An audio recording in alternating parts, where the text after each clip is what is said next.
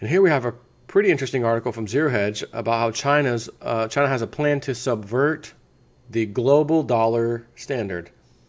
Of course, I've been talking about this for quite a while, and I've always said if they plan on doing that, then they have to do it by backing their currency with gold. I mean, whoever's going to stand up and take the dollar down, because they're all fiat currencies, you got to go back to the gold standard. And as you know, China's been buying the most amount of gold ever seen before, for years now.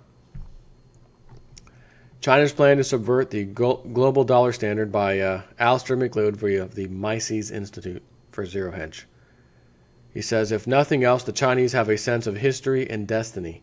They have had a glorious past stretching back millennia and once controlled most of the Asian heartland in the days of Genghis and Kublai Khan.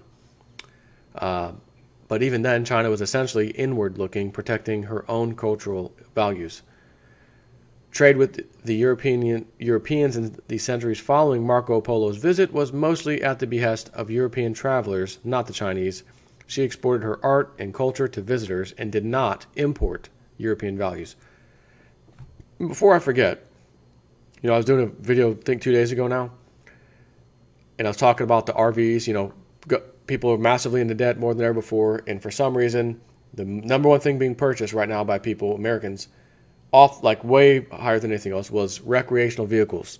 And I looked at that and said, oh, well, four-wheelers and this and that. But then as the article went on, it looked like, no, not all those things. Mostly RVs, as in get a freaking mobile home on wheels and go, those kind of RVs. And someone emailed me and said, hey, here's a take on that from me. And he said, basically, you see these shows on TV, Tiny House Nation, and there's another one about these small houses. And I'm like, yeah, okay. He goes, what if these people are realizing with the whole mortgage crisis and, as far as house prices skyrocketing again, subprime everything, and they recognize, I think we're in other words, maybe there's enough Americans that have realized 2008 all over again. We are not dumb. We do see this. Not all of us, but enough of us see it. We're not playing that game again. It's about to happen again. We're getting an RV this time. And if we get an RV and this crap happens and I lose my job, I don't have to say, oh my God, I need to sell my house. I need to do this. Oh wait, my house price fell way down. I can't sell it. We're stuck here. Nope. We get in the RV. We go to a new place where I got my new job, go to an RV park, whatever, and that's where we're going to live. We're mobile. Or they simply say, we have a piece of land.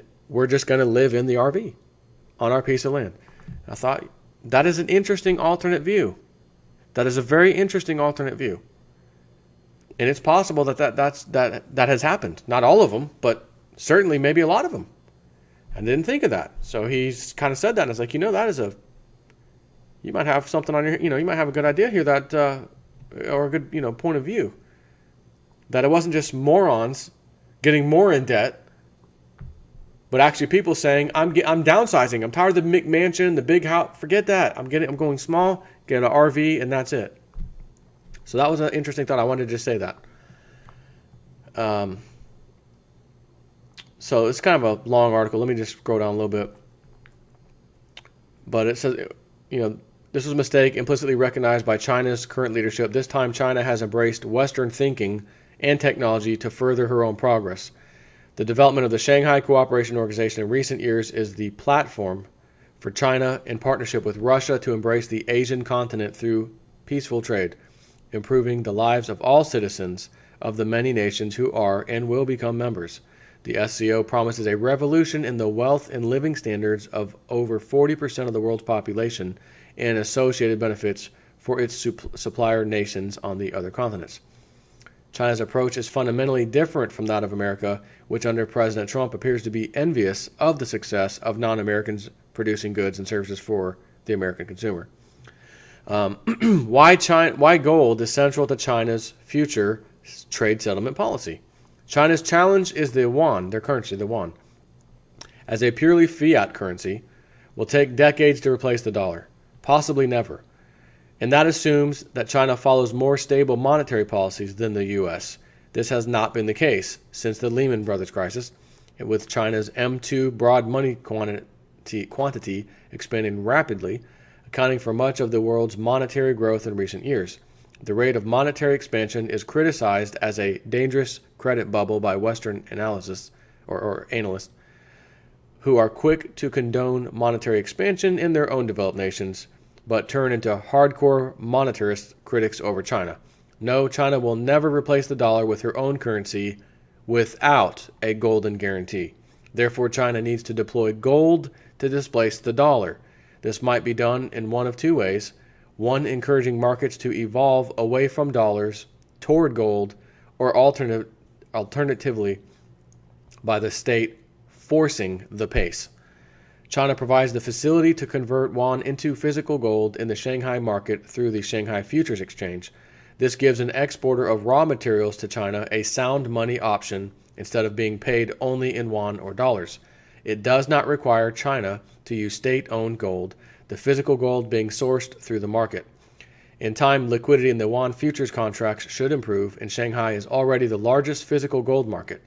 Note that only last month it was announced that Russia's central bank had opened an office in Beijing and is tasked with resolving the technical aspects of gold deliveries from Russia into China. The importance of the Shanghai Gold Exchange will increase further through this link to Moscow. Using the Chinese market for physical gold delivery over time should impart some stability to the yuan relative to the dollar, particularly if American banks trading on COMEX continue to discourage taking delivery of physical bullion, which is what the COMEX does. That might take forever. Alternatively, China could announce plans to make her currency convertible into gold at a fixed rate, but it would have to be at a far higher exchange rate than the current 8,700 yuan to the ounce of gold.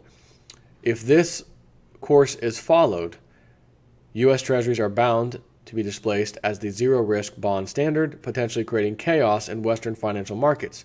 China would also need to reveal her true holdings of gold bullion, transferring them into the currency reserves account to give the foreign exchanges confidence over the scale of gold backing for the yuan. So far, China's policy has been to pursue the least disruptive route, preferring not to dislocate global trade, partly because she needs to coexist with the rest of the world politically, and partly because it would affect her own trade adversely. It has also been very convenient to be able to direct the Chinese economy through the expansion of bank credit. The least disruptive route is still the default assumption. China will also want to reduce her reserve exposure to the dollar in U.S. Treasuries in an orderly fashion. The pace of selling, the degree to which dollar reserves are to be reduced, and the rate of accumulation of industrial materials and energy all determine the length of time to complete a currency reset. This course has been expected by informed observers to lead to a gradual decline in the use of the dollar as its role in global trade diminishes. The alternative, with China announcing its true gold reserves and a rate of exchange with its own currency, was always viewed as an extreme option, only to be resorted to upon severe provocation. North Korea might become the trigger for that event, but so would a domestic financial crisis in America, insofar as it might be expected to affect America's foreign policy. Remember that the Chinese believe America periodically engineers a foreign crisis to fund its own economy by encouraging dollars to buy U.S. Treasuries in preference to more risky employment. For this reason, China will be watching the U.S. economy closely for signs that might impact the dollar's value. After a long period of subdued growth, there are now signs that the U.S. economy is suffering from overall debt fatigue. Bank lending is stalling. As the chart below, which I'm not showing, of U.S. M2 minus M1 money supply shows, the yield on the long bond has fallen from 3.2% to as low as 2.9%, indicating a possible recession is in the cards. And the Atlanta Fed has also revised its expectations for economic growth sharply downward. Shortly, unless some miracle occurs, the U.S. government begins to shut down, the debt limit having been reached with no sign of an agreement to increase it. At the same time, America is escalating tensions over North Korea. Beijing is convinced that America's belligerency is driven by financial factors, and it is possible that Trump is stoking up American patriotism to force Congress to increase the debt limit. In short, China probably believes America has become desperate. Imagine how China feels about this. Will China bring forward an attack on the dollar status as a defensive warning shot? Will it be forced to abandon its softly softly approach to ease the world away from dollar dependency? Is it prepared to escalate the financial war with America to the point of America's financial immolation? The answers to these questions are likely to be revealed in the coming months, possibly in only a matter of weeks, if North Korea heats up. But if China decides to revalue gold, Western capital markets will be wholly unprepared for the fallout.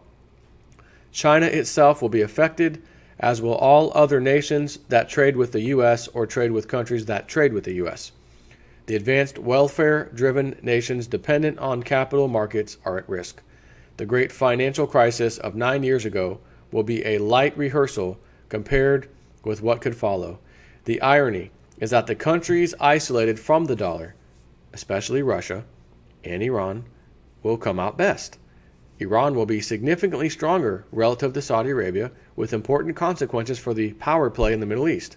Russia will also have an interest in pushing China for this action, partly because it should tip the balance in Syria in Russia's favor, and partly because the destruction of U.S. hegemony will free Western Europe from being tied to America's apron strings.